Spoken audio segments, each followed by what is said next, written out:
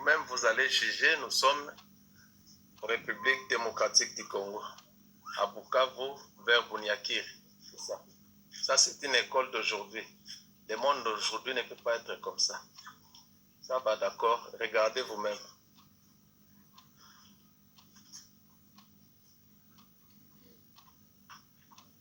Ça, c'est la génération du demain. C'est eux qui vont construire notre pays. Mais comment ils sont dans leurs conditions? Dans quelles conditions ils sont?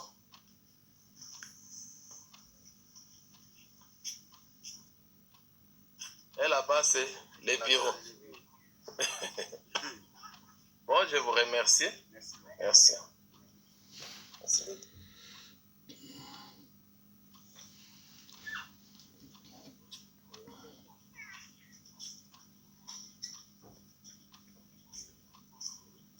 Vous-même, vous allez juger, nous sommes République démocratique du Congo, à Bukavu, vers Bunyakiri. C'est ça. Ça, c'est une école d'aujourd'hui. Le monde d'aujourd'hui ne peut pas être comme ça. Ça va d'accord, regardez vous-même.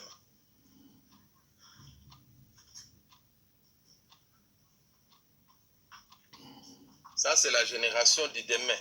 C'est eux qui vont construire notre pays. Mais comment ils sont dans leurs conditions? Dans quelles conditions ils sont?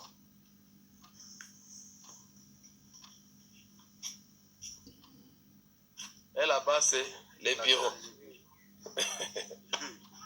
Bon, je vous remercie. Bandeko, moi écoute ya koseka ezate. Bomoni condition les cadres de demain ndenge bazotanga na Bukavu. Bukavu eza na RDC. Bukavu eza kote mosusu te. Alo bandeko na ngai eza mawa. Alors tango Chilombo azozwa 500,000 dollars pour na kotinda yango na Gabon. Entre temps, pour basala école pour na bana wana, ils ont 500,000 dollars te.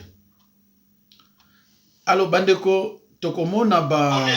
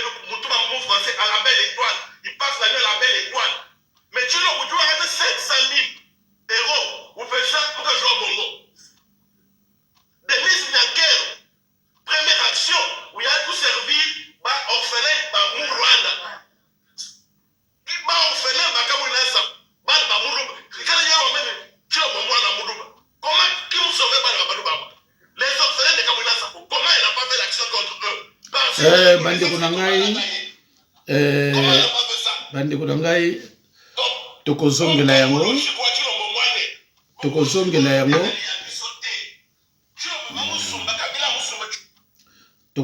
yango bo regrette te bino mutu bozoyoka Chiluba bino mutu bozoyoka nyonso bo regrette te tokobandela yango. Mais bandeko na ngai naza kosala message moko boye eza ya malamu mpenza te. Eza ya liwa mais eza ya ndeko na biso congolais. Toza na ndeko na biso congolais auti kokufa na Paris. Avandaka na Paris 17e. Donc bandeko soki yo omoni figure oyo kabola video yango mbangu pote moto ya yebiye a entrer à contact na numéro mona opesa awa. Ndeko oyo kombo na ye tozoluka famille ya papa Kolokei Jean-Marie Balongo. Akufi, ça fait lelo une semaine. Donc, ce qui famille na ye et comment on a été, ma mindele ba ozo ba disposition na bango pour na ko sala oyo bango ba ko sala ye. Alors, yango na bandeko, soki yo oyebi elongi ya papa oyo azana ba quarantaine d'années, soki yo oyebi ye, entrez en contact na numéro oyo 07 68 79 13 10. Kota na numéro oyo 07 68 79 13 10. Bandeko na bandeli su numéro ango 07 68 79 13 10. Okobenga okozwa madame moko bokosoa na ye bavanda ne immeuble moko. Dernièrement bazaki na ye basololi bayambani ndeko abimaka nde to bimaka boye akomi na nzela arrêt du cœur. Mbala moko akufi. Sikoyo bamindele bazoluka famille biologique. Mundele azana besoin n'importe qui te azana besoin ya famille biologique. Donc ndeko nangai soko moni elungi oyo. Cécile aza quinoa peut-être. Soki oyebi ba famille na Kinshasa. Alerté bango. Tango musu bango awa na Europe bakoza na ndeko moko ya ye ya direct. Oyo bamindele baza koluka pona concernant corps oyo pe ba pesa bango compte rendu. Alors ndeko nanga botala elongi ya papa oyo auti kotika biso on atikili bino message yango oyo. Vraiment toza na sango ya pasi pe ya mawa. Obungisa papa na biso oyo bozomona wana avandi na Paris na 17e arrondissement. Vraiment cœur sensible azobeta mela makasi.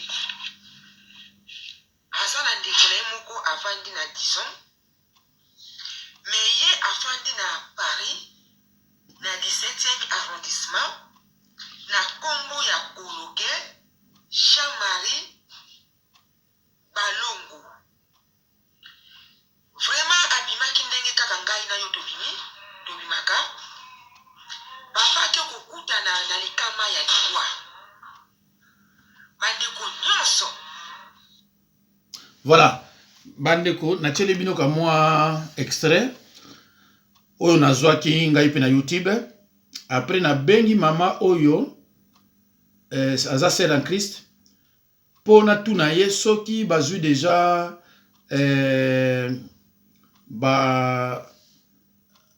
tout musu ba intervenir déjà. Mais malheureusement jusqu'à présent nanouté. Allo bandeko nangai na lekisi yango parce que za ndeko oyo ya biso congolais. Voilà yango na lekisi yango. Donc ndeko nangai tolobi bien que kombo na ye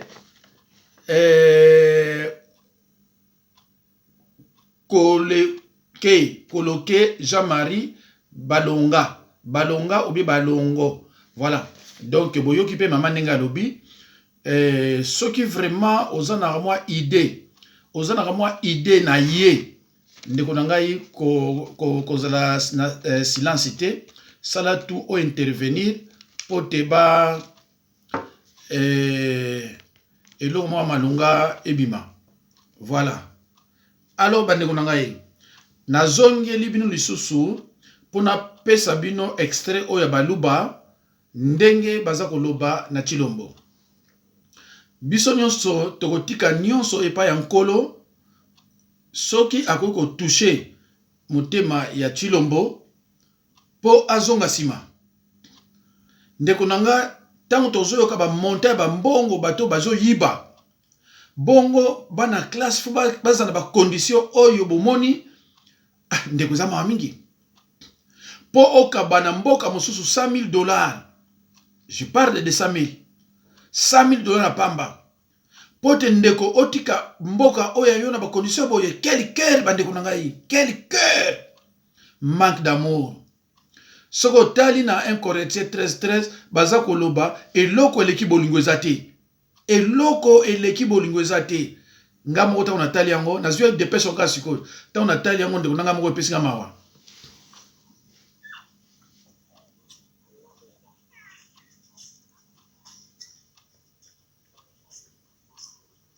Vous-même, vous allez juger, nous sommes en République démocratique du Congo, à Bukavu, vers Bunyakiri. C'est ça. Ça, c'est une école d'aujourd'hui. Le monde d'aujourd'hui ne peut pas être comme ça. Ça va, d'accord? Regardez vous-même.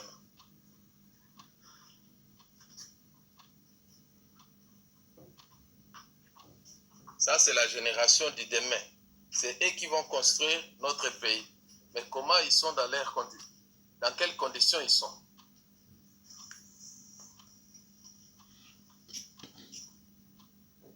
Et là-bas, c'est les bureaux. Bon, je vous remercie. Merci. Merci. Ndeko, bomoni bureau. Bureau, ezali kikuku, hein? Bureau. Ezali kikuku. Alors, sikoto zonga na baluba, ndenge bazo koyana kanabiso, babandi ko lemba, babandi ko baye, babandi ko comprendre, babandi ko lobela siko Chilombo. Alors bandeko ngai nazoyo kate me nazoyo rami ndamu na ndenge ke Chilombo apesa atindaki na Gabon $500,000 ndenge mwasi na ye au lieu a penser na ba orphelin ya Minembwe ya penser na ba orphelin ya Rwanda. En tout cas makambo zo sala na mboka na biso bandeko na ngai e sala makana mboka mususu te tokolo bandenge nini ndeko. Alors totika bolandango bande bandeli tina suka eza quelque chose à 2 minutes. Vous avez la patience, man, bande konanga. On est dans la Buna. De quoi c'est que la bango, de ici bango que to boyi. Vous avez passé un message oyo. La masse silencieuse. Bah on va se faire dans la mission d'ab. Biso to zali ba terte. O biso to zali ko sala awa, eux za mu sala te. To ye awa te ko to sala carrière na combat. Donc, il y a pour libérer un bon ma génération future. Bakoko na yo, bana na yo, bajur na richesse à mboka na biso. Et je passe un message à ma frère du Grand Kassai. Tu n'as pas besoin de trahir Dieu qui parle à moi dans le loup. Les lois qui parlent ma faute, le comme du chevaux, baba ni bukalenga wa bana ba moi na Kassai. Quand il nous pas pour moi yo. Situation comme une asa. Comme on est sorti moi la moi na Kassai. Les lois bakaji bakam bana banchia bakamu inasap bai ku réclamer gouvernement wa kana basala ba kabila ni chilo baku magaz lacrymogène masasa bal réel boru ba to abu bai ku réclamer droit ya bubo batibu ni mui balala pambe mutuba mu français à la belle étoile il passe la nuit à la belle étoile mais chilo ku tu arrêter 500,000 euros ou fait ça pour que je joue au Congo. Denise Nyakero, première action où il y a tout servi, orphelin, Rwanda. Orphelin, comment qui nous sauve les orphelins de Kamunasa, comment il n'a pas fait l'action contre eux? Par signe de reconnaissance que Toba l'a taillé. Comment il n'a pas fait ça? Donc, on caille mon logique, on dit au moins, beaucoup aussi, oyo, les alliés à bisoté. Tu l'as Musumba, Kabila Musumba, tu l'as utilisé comme marionnette. Où tu travaillais, vous servez sur Kabila. Kabila, où tu fais Tinele, où tu décides au Congo, un Kabila. Tinele. Fumuwa Kabila, un Kagame. Changement, pas le nom de changement. Minéré, il y a Tinele, il y a Kourouane. Entreprise, il traite minéré, Kourouane. Bandeko. Passé, hein. Nga na yoka na penza chiluba te mena moni chiluba ko ndire za ko pe pasité hein parce que nazo yoka côté moko azolo bondire soki c'est vrai biso to balaki mais pourquoi première action na ye akosala ngo pa na biso te ye akosala ngo na Rwanda mususu na yoki Chilombo azui $500,000 euros atindia na Gabon pendant que chez toi chez vous rien ne va. Bande kunanga miteme keseni hein. Balobaki tokomesana. Mais namoni komesa nango ndire zongi kote na bango bazo ko baso komesa na te. Ndenge baluba bandi ko luba na munoko na bango to bazo ya na kana biso siko baza ko ya do bazo comprendre. Na yoki place moko lobi Tshilombo aza marionnette. Aza mutu oyo Kabila sa chete. Nde nazoka bango bazo loba yanga nazo répéter kaka. Alo bandeko toleka ka moi côté mususu na bomonaka mama moko ya prophétesse alobaka makamo moko sur les drapeaux atinlenga ba message awa mais na ko lekisa ba message en côté parce que a parlé mingi na pape biso ba chrétien évangélique pape pa na biso azani mutupamba aza représentant nzambe côté catholique côté na biso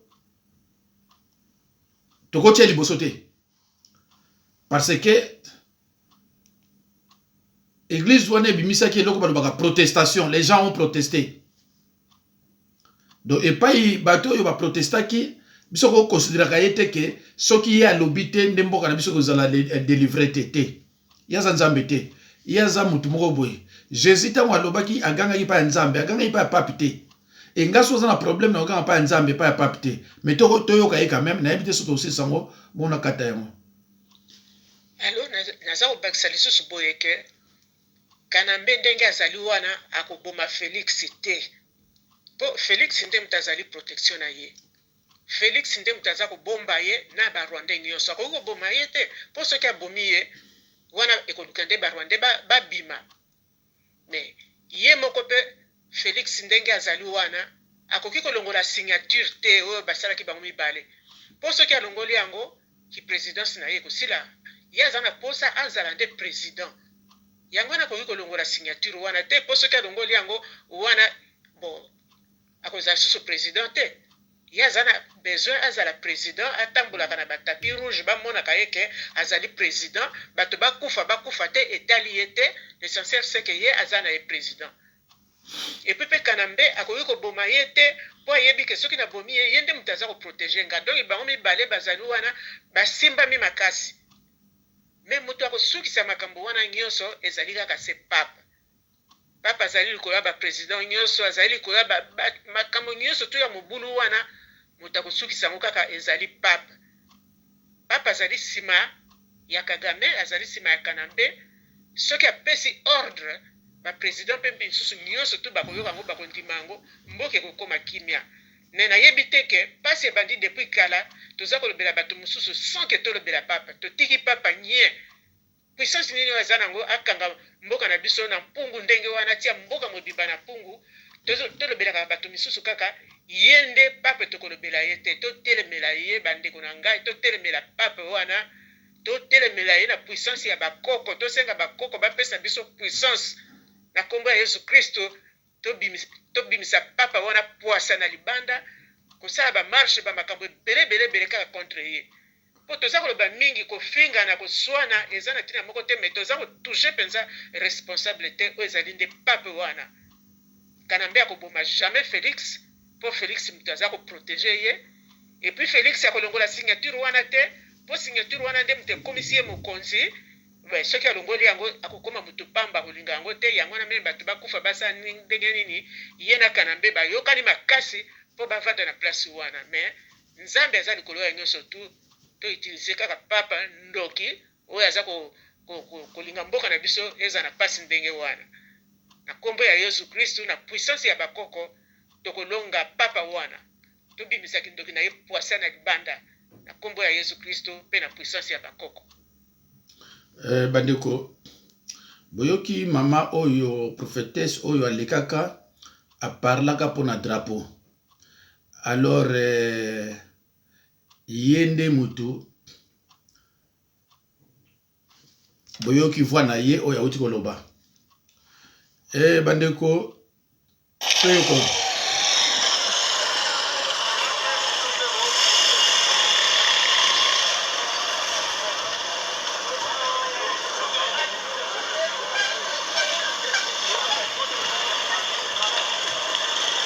Je suis étudiant en faculté de droit à l'université de Goma Unigom. Gaspard, nous, qu'est-ce qui se passe ce matin ici chez vous? Pour ce qui s'est passé aujourd'hui, je peux dire que ça ne débute pas aujourd'hui. C'est quelque chose qui dure depuis très longtemps. Et on est en train de vouloir dire à la MONUSCO que la MONUSCO, il est grand temps que la MONUSCO dégage du Congo. Il fallait que la MONUSCO récupère encore sa place parce que nous nous sommes rendus compte que ce qui fait à ce que les sécurités soient à l'Est, mais aussi en RDC, c'est juste parce que la MONUSCO est toujours au Congo. Mais une fois que la MONUSCO partait, quand même, on va avoir une stabilité parce qu'on connaît bien que la MONUSCO était arrivée au Congo. Il n'y avait pas trop de groupes armés, mais aujourd'hui, nous comptons plus de groupes armés encore à l'Est du Congo. Nous qui ne sommes pas à l'Ouest du Congo, on ne sait pas ce qui se passe de là. Il y a de nos policiers, nos militaires qui sont en train d'être tués à Lubero. On ne sait pas si réellement il n'y a pas la complicité de la MONUSCO. Il y a la MONUSCO qui ne fait absolument rien, mais on voit que l'argent que peut-être même nos militaires pourraient gagner, c'est la MONUSCO qui gagne ça. C'est pourquoi nous, étudiants, nous sommes mobilisés, nous avons dit que non, il est grand temps que la MONUSCO parte chez eux et que nous-mêmes puissions assumer notre responsabilité. Parce qu'on voit que le Congo ne sera jamais indépendant. Notre indépendance, c'est donc comme une indépendance seulement de parler, mais nous n'avons pas l'indépendance. Mais une fois que la MONUSCO partait, le Congo va être indépendant. C'est pourquoi nous les étudiants de l'UNIGOM, nous nous sommes dit qu'avec le soutien de tous, si on peut voir les étudiants de l'ILPG, la Saint-Pierre, avec tous les étudiants de la ville de Goma, on sait bien que peut-être un jour, on arrivera à gagner ce que nous sommes en train de chercher. Là, vous vouliez aller jusqu'où? Donc nous sommes toujours ici, nous voulons mettre en insécurité et la MONUSCO elle-même, nous voulons que tout le monde puisse nous accompagner, c'est pourquoi nous avons d'abord barré toutes les routes qui sont ici pour qu'en fait puissions faire ce que nous allons faire. Nous ne sommes pas un mouvement de pression, j'ai très bien dit donc, au commencement que je suis étudiant en faculté de droit à l'UNIGOM. C'est les étudiants de l'UNIGOM, donc pas seulement de l'UNIGOM, je vais dire le campus central, le campus du lac, c'est de l'ISTA, c'est de l'UNIGOM, ISTU, ICCNT, nous nous sommes dit qu'il est grand temps que nous fassions ce que nous avons à faire, nous, la jeunesse congolaise. Parce que nous disons que l'avenir du Congo est entre nos mains. Ce n'est pas seulement les vieux qui vont changer ce pays. Quand même, cette initiative, il n'y a pas des hommes politiques qui sont venus nous dire que non, nous devons faire ça. Il n'y a pas de groupe de pression, il n'y a pas la lucha ici. Pas aucun mouvement citoyen. Seulement les étudiants du campus central qui ont fait ça. Et je crois peut-être que moi, c'est un travail que chacun de nous doit assumer. Parce que nous n'avons pas l'indépendance, nous n'avons pas la liberté. Mais une fois que tous allons prendre conscience tel que les étudiants de l'UNIGOM, de l'ISTA, de l'ISTU ont pris conscience, on pense bien peut-être que tout peut aller. Vous allez manifester jusqu'à quand? À la Moscou de partir, c'est pas bloqué le passage. Mais quand même, on avait fait quand même une marche pacifique. Peut-être que vous n'étiez pas au courant. On avait dit à la MONUSCO qu'il est grand temps qu'il parte. Ils avaient dit que nous sommes en train d'assumer quelque chose. Alors nous nous sommes dit que, comme la marche pacifique a échoué, il fallait peut-être que l'on puisse barrer les chemins pour que le gouvernement provincial puisse voir que réellement les étudiants sont en train de voir quelque chose qui ne va pas. On ne sait pas si c'est la MONUSCO qui va amener la stabilité chez nous. C'est pourquoi nous avons barré, nous avons dit, nous allons faire une frappe ici à la MONUSCO. Vous allez manifester votre colère jusqu'à quand? Notre colère, c'est une question de temps, c'est une question de temps. Nous apprenons que vous vouliez saccager, disons, la base de la MONUSCO ici à Goma. Bien sûr, c'est quelque chose que nous sommes en train de faire parce que nous devons tout faire pour que la MONUSCO parte chez eux. Est-ce que cette action encore est reportée pendant qu'on a annoncé les opérations conjointes, les opérations militaires conjointes FARDC MONUSCO? Juste là, nous ne savons pas, ça c'est le politique. Mais nous, on ne connaît pas ça, on n'est pas le politique, on est seulement étudiants. On ne connaît pas ce qui se passe. Il y a très bien longtemps que nous avons entendu que non, la MONUSCO est en train de faire quelque chose là dans le Grand Nord. Mais jusqu'à aujourd'hui, nous n'avons pas encore vu le travail ou les fruits que la MONUSCO a déjà fait là. La politique, vous êtes étudiant, vous voulez s'ingérer dans les affaires politiques. Vous ne voyez pas que c'est hors peut-être votre objectif? Non, il n'appartient pas seulement aux hommes politiques de savoir ce que l'on peut faire pour son pays. Nous étudiants, même les artistes, il y a des artistes qui peuvent être là. Donc pour faire quelque chose, il n'est pas seulement nécessaire que le président ou le gouverneur ou les ministres soient là. Il faut seulement que tout le monde, ça appartient à tout le monde. La jeunesse, les vieux, tous les Congolais, c'est un travail que nous devons assumer. Pas seulement le politique qui va changer ce pays, c'est tout le monde lorsqu'on prendra conscience que l'on doit faire quelque chose, que l'on va alors avoir. En réaction, qu'est-ce que la MONUSCO vous a dit? Pardon? En réaction, qu'est-ce que la MONUSCO vous a dit? La MONUSCO ne nous a pas encore donné même le passage. Nous avions au moins notre mémorandum que nous allions lire, mais la MONUSCO a refusé que nous puissions même entrer dans leur enclos. Donc, une action réprimée à coups de gaz lacrymogène par les éléments de la PNC, que pouvez-vous dire à cela? À cela, moi, en tant que citoyen congolais, je peux dire que ce que nos militaires sont en train de faire, vraiment, je vais m'excuser, mais je vais quand même le dire. Ce n'est pas quelque chose que moi je peux applaudir. Les militaires ou bien la police qui a dispersé la manifestation? Parce que la police, d'ailleurs, la police allait nous accompagner dans cette démarche. Parce que si nous autres avons fait ça, c'est parce que nous voyons qu'il y a même nos policiers qui souffrent. Il y a nos policiers qui prennent nos téléphones la nuit parce qu'ils n'ont absolument rien. C'est la MONUSCO qui gagne. Il y a nos policiers qui prennent nos cartes de mémoire, qui nous tabassent partout où nous passons. C'est la MONUSCO qui gagne. Mais une fois la MONUSCO partait chez eux, nous tous on va se retrouver. Et la police, et les militaires, et les civils. On va tous se retrouver. Pour vous disperser, elle a utilisé quoi? Il y a des gaz lacrymogènes, mais il y a aussi des balles réelles qui ont été explosées. Y a-t-il des victimes, disons, moi je ne peux pas dire parce que je ne suis pas encore arrivé dans tous les coins de la ville. Je ne sais pas s'il y aura peut-être ces bilans, je ne sais pas, mais moi personnellement je ne suis pas encore vu un cadavre. Ce matin, le peuple congolais est vraiment fatigué, a exprimé son ras-le-bol par rapport aux tueries des Béni. Vous savez, quand les gens sont en train d'être tués tous les jours, il arrive vraiment à un niveau où il doit s'exprimer de la manière qu'il peut. Ainsi, vous aviez vu, nous n'avons même pas pu contrôler ce peuple qui s'est déversé dans la rue. Et c'est une dénonciation. Nous appelons la MONUSCO à jouer pleinement son rôle. Nous appelons aussi notre pays, les dirigeants, à tout faire pour restaurer la paix. Parce qu'on ne doit pas continuer à mourir comme ça, comme des mouches, sans que rien ne soit fait. On a dit qu'on va organiser, on va déplacer l'état-major ici. Bien sûr, nous sommes d'accord avec ça, mais nous voulons que les officiers de l'État, les officiers de l'armée qui sont impliqués dans ce genre de choses soient écartés. On a publié les noms de certains officiers qui seraient impliqués, qui auraient empêché à ce que la MONUSCO ou les autres pays qui peuvent nous aider de venir. Nous leur demandons de quitter. Nous demandons au gouvernement ou bien au président de la République de dégager, de déboulonner l'armée pour que l'armée soit une armée vraie, une armée qui joue le rôle de pacificateur. Nous ne voulons plus voir les peuples congolais se déverser dans les rues comme ça parce qu'elle n'a nulle part où aller. Mais ces peuples, il faut le comprendre, la communauté internationale doit nous venir en aide parce que nous souffrons énormément. Plus de 100 personnes dans un mois, c'est déjà beaucoup. Le peuple congolais a déjà payé un lourd tribut. Que la ville de Béni, que le territoire de Béni soit assisté au niveau international. Nous en avons marre, nous sommes fatigués vraiment. Bandeko, nazo obligé ya kolongola yango. Bien que silité, mais je crois Ekoki. Bandeko, le peuple congolais demande à Félix de déboulonner l'armée. Est-ce qu'il est capable de le faire? C'est ça la question qu'on doit se poser. Alors, bandeko nangai, totika na minute mingite. Nazane loko mona kwa kochila bino awa. Mais je crois que na kochia yango te po nazomona.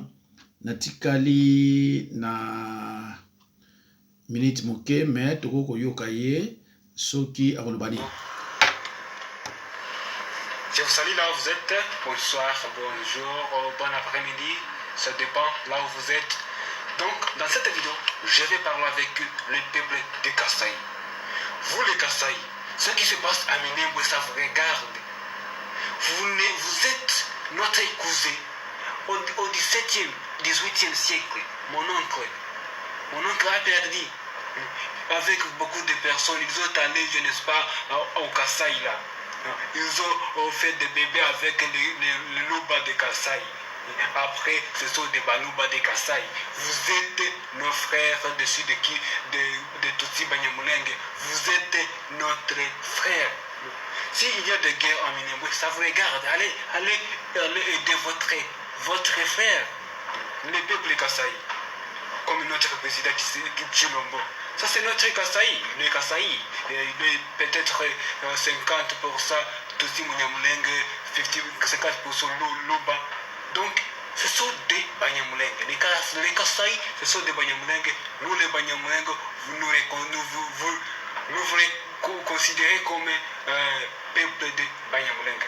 Donc, vous êtes notre frère et soeur. Et tous les Congolais, vous êtes notre frère. Je vous aime, tous les Congolais. Mais les Kasaï, je vous aime en plus parce que vous êtes très proches de Banyamulenge. Mon oncle au 17e siècle, il s'appelle Mugabika. Bon, Owana Azarwande, Azo reconnaître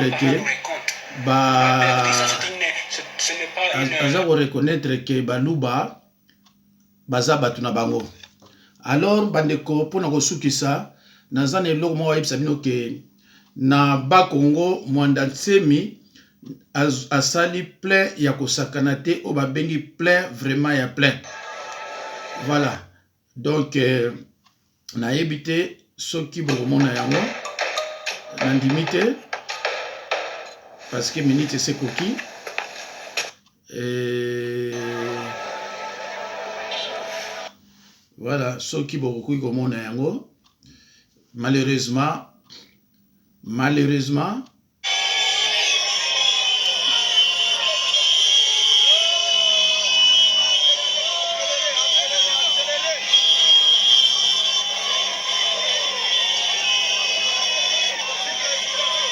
wana bande bozo komona ezali tourner moko Mwanda Tsemi auti kosala na Bakongo Kisantu Kimpese partout mais na minute nazoloba le chef spirituel Longia Congo ne Mwanda Tsemi auti kozonga déjà na Kinshasa donc asali ba dernier plein moko ya kosakana te auti il semblerait ti na Luozi do na Luozi kuna ezaki biwa.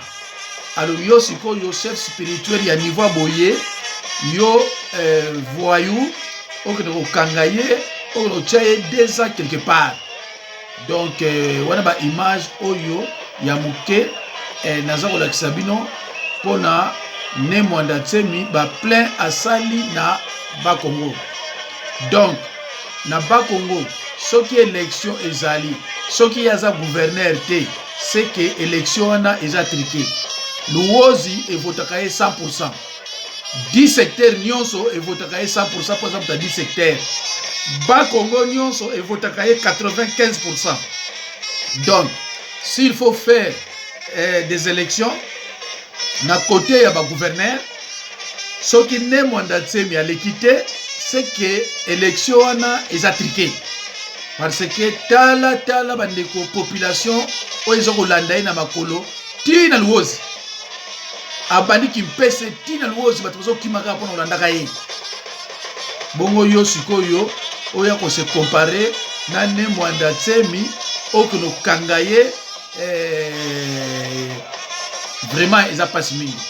Alo bande konanga Nzambe apambola bino na suki wana vraiment tokutani à la prochaine occasion parce que ba minute penza et Cécilie. Donc Nzambe apambola bino mikolo nazotia ba témoignage na sengi na bino bolanda yango bien que eza makambo Nzambe musuza makambo Nzambe